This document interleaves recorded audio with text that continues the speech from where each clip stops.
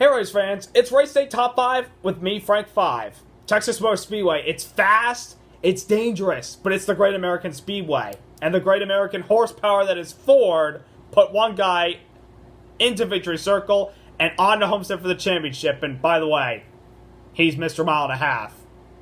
Just not Martin Truex Jr. It's the best Ford of the year. Number 1, Kevin Harvick just flat out dominated this whole day at the AAA Texas 500, winning the race and punching his ticket to Homestead over Ryan Blaney, Joey Logano, Eric Jones, and Kyle Larson in the top 5. Harvick won Stage 1, Stage 2, and pretty much, dominated, the final half of Stage 3. But there was a little bit of concern in the day of the 4 car that was even that strong. There was concern in the middle of the race, the final stage I think it was, that he had a vibration, like he came on the radio and said, I think I have a loose wheel, and the announcers and I was just going, oh my goodness, if he comes to pit road, what magic what's this going to do for the points after the terrible run he had last weekend at Martinsville? But apparently that wasn't the case. It was just basically low air pressure apparently, and especially with the tire compound on this repaved Texas Speedway that's been a havoc for these guys since they started racing here with the repaved last year in the spring, even though now it's the fall.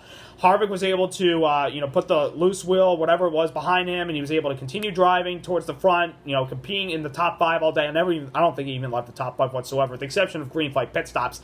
But late in the race, he had a little bit of close calls, like he wasn't going to win the thing based on restarts. He was the leader on the inside. The first restart was leading on the inside with Ryan Blaney as outside. Then we got another caution, and then Harvick chose the inside lane, and Blaney got a good restart on the top and drove away, but Harvick chased him back down.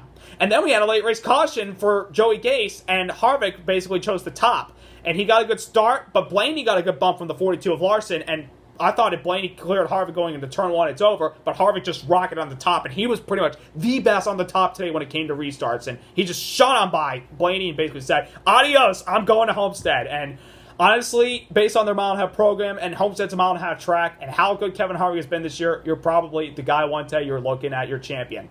But we don't know until we get to Homestead in 2 weeks, and we still don't know the other 2 spots left, other than Harvick is going to Homestead and so is Logano. So Harvick, congratulations, and he gained so much respect at the end of the race after he won. He brought a fan out from the grandstands, and he took a picture with him and gave him the checkered flag. Harvick has won back the respect of the fans. Even of the early years when he was a little cocky, he's basically turned into a people's driver and is one of the fan favorites right now. Very much well respected. So, Kevin Harvick, you won back the respect of everybody out there except for the people that are tired of seeing you winning. Number 2, Penske cars. Really strong all day long. Blaney won pole, finished second. Logano already off the win in Martinsville, finished third. He had a really good car today. Keselowski was pretty good, but he had a loose wheel in the middle of stage 3 and got back to finish 12th, but not that much for the 2 car. But overall, strong day for Penske, and that can help them for Homestead, that their Mount Hunt program, and they were able to keep up with Harvick. So there's optimism for the Penske camp, particularly Logano, because he's the only Penske car that's part of the playoffs and is going to Homestead.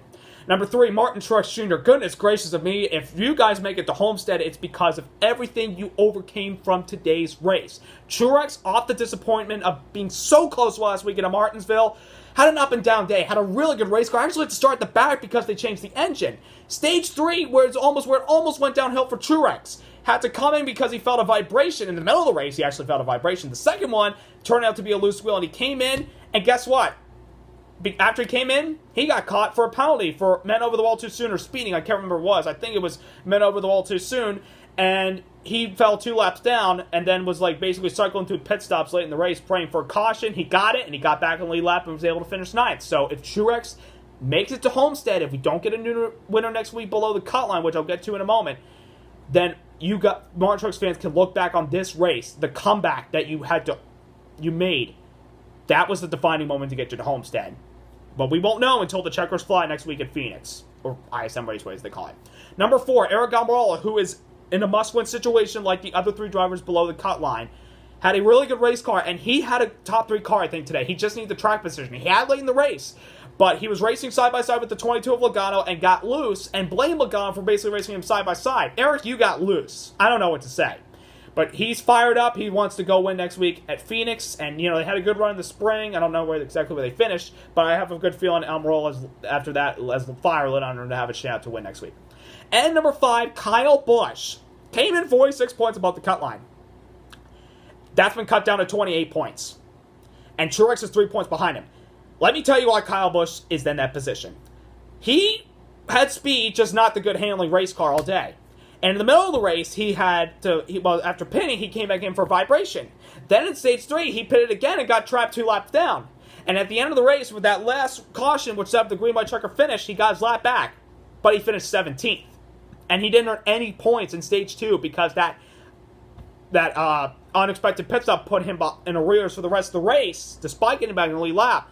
He finished 17th. He's 20 points. If Truex earns more points than Kyle Busch next week, and if we get a new winner that's not Truex, like Chase Elliott, Kurt Busch, Almirola, and Clint Bowyer, Kyle Busch may not go to Homestead.